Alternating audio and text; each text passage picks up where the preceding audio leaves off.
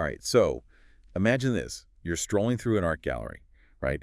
And you come across this absolutely mesmerizing abstract painting. Okay. Yeah. The colors, the shapes, everything just clicks. And then, you lean in to read the little artist statement next to it, and it says, created by AI. Wow. That's a bit of a curveball. It really is, right? Yeah. It almost feels like a scene straight out of a sci-fi movie, doesn't it? It does. It does. Mhm. It's funny because just a few years ago, I feel like that would have been, pure science fiction, but Exactly, exactly. But the thing is, this whole idea of artificial intelligence stepping into creative fields, it's not science fiction anymore. It's happening all around us. it's becoming more and more common. Yeah. And that's what we're diving into today. Our source material is this really thought-provoking article called AI and the Creative Coup.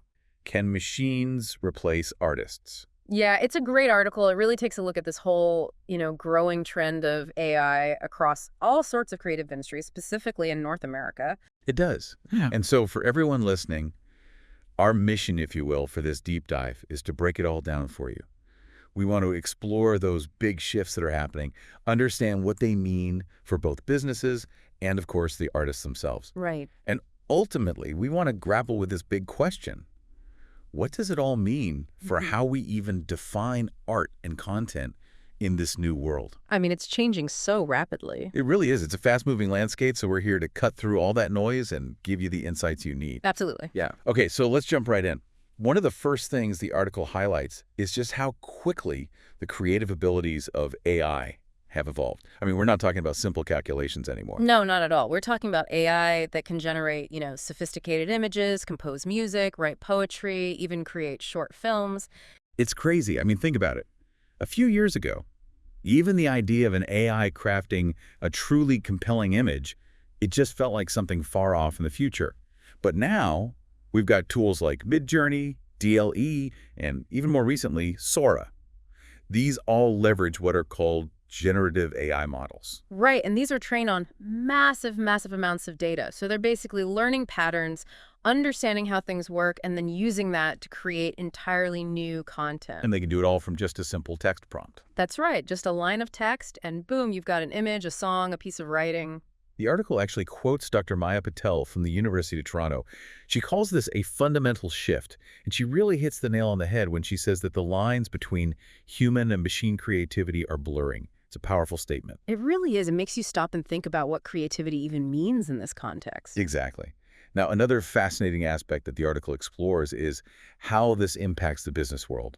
And, from a business perspective, there's a lot to be excited about. Imagine having access to unlimited visuals without needing photographers, studios, all those traditional costs. It's a game changer, right? Not to mention being able to scale content production like never before. I mean, think blog posts, social media marketing, product descriptions, even videos. Suddenly, it's all much more accessible and efficient. It's a huge potential cost saver for businesses, and it allows them to be so much more agile. Absolutely. And the article actually gives a concrete example with this Vancouver-based retailer, North Peak. Their chief marketing officer, Michael Torres, reported a massive 63% reduction in their creative production costs. 63%, that's huge. It is. And get this. They saw a four-fold increase in their content output after integrating AI. Those numbers are hard to ignore. They really are. It's clear to see why so many companies are jumping on this. Right, the efficiency is undeniable. But here's the thing for everyone listening. It's not just about companies saving money. This has much broader implications. I mean, if those kinds of savings become the norm, what happens to the value of human creative work? That's the big question, isn't it? What happens to the livelihoods of artists, designers, writers, musicians? That's a crucial point to consider. It is, and the article brings in a really important perspective here, the consumer's perspective on authenticity. They cite this Canadian Marketing Association survey, which found that 58% of consumers are actually concerned about content generated by AI. That's a significant number. And even more tellingly, 42% said they trust human-created content more. So there's this tension, this balance between the efficiency that AI offers and how consumers perceive the genuineness of that output. It's that classic dilemma, right? Yeah. Businesses want to produce more, faster, and for less money, but will it resonate with their audience the same way? Will it build that same level of trust? And that's something that companies really need to consider. They do. Yeah. Now, let's talk about the evolution of AI's creative capabilities, because it's not just about mimicking existing styles anymore. Right, the technology has moved beyond that. In the beginning, AI was primarily good at pattern recognition, learning from huge data sets of human creations, and then trying to replicate those styles. But it's becoming much more sophisticated. It is. Dr. Allison Chen, who works at a tech company in Silicon Valley, makes a really interesting point in the article. She says that the latest AI models are moving beyond simple imitation.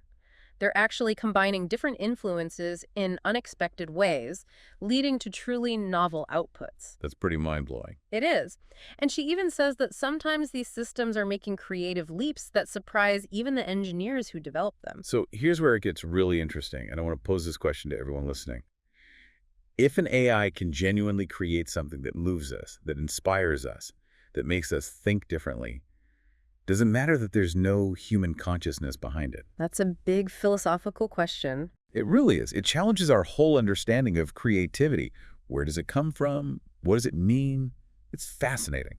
It is. And, as you might imagine, the human creative community has had some pretty strong reactions to all of this. Understandably so. The article outlines 3 main categories of response: adaptation, resistance, and legal action. And we've seen some of that legal action play out already. There was that lawsuit filed by visual artists in San Francisco against several AI companies. Their argument was that these companies were training their AI models on copyrighted work without permission or compensation. Right, using their art to create something that could potentially replace them. It's a tricky situation. It is. And then there's the Writers Guild of America.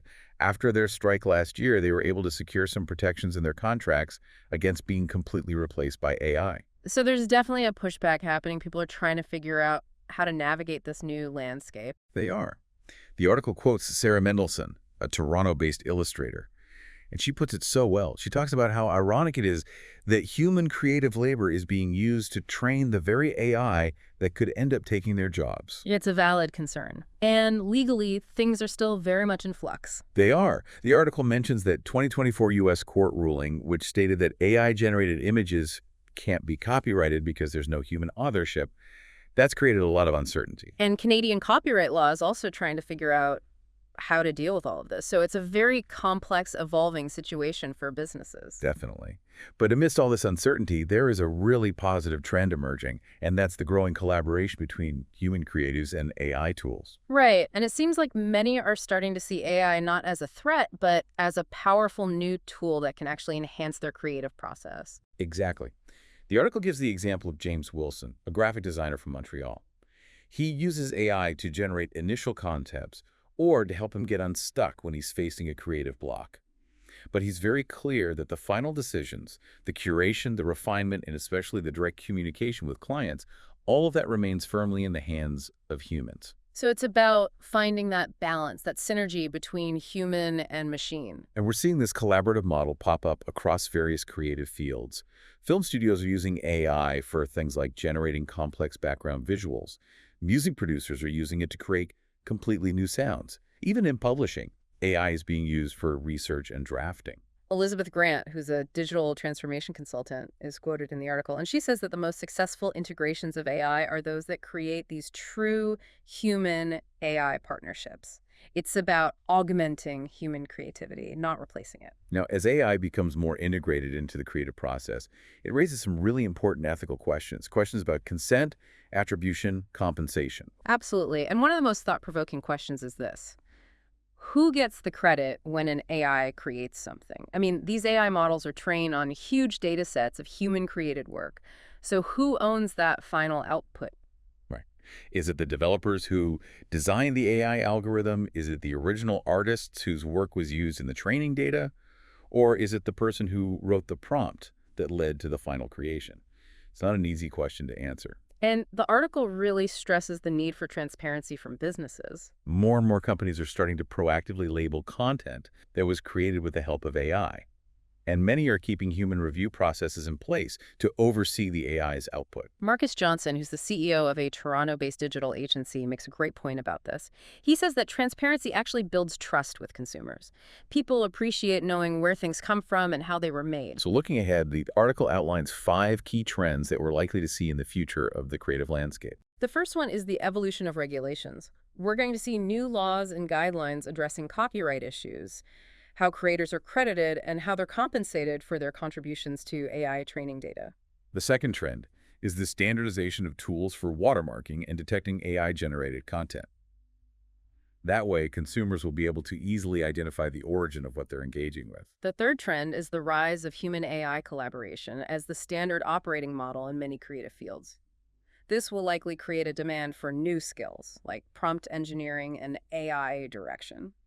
The fourth trend is the potential emergence of premium markets for content that is verified as being human-created, sort of like the organic food movement, where people are willing to pay more for authenticity and the unique qualities of human craftsmanship. And finally, the fifth trend is the adaptation of educational curricula. Future artists, designers, writers, musicians, they'll all need to be proficient in using AI tools as part of their creative process. But even with all of these advancements, the article makes a strong case for the enduring value of human creativity. Because at the end of the day, it's about more than just the final product.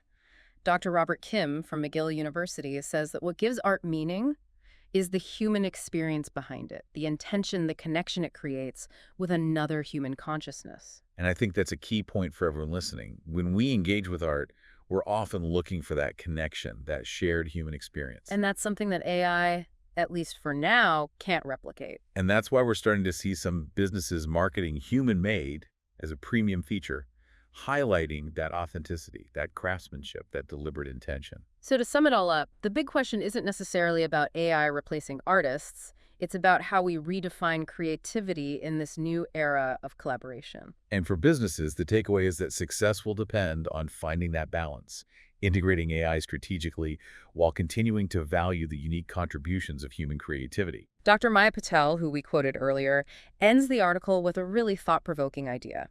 She suggests that what we're witnessing is not the end of human creativity, but rather its evolution into a partnership with AI, opening up new possibilities that neither could achieve alone. So as we wrap up, here's something for everyone listening to consider.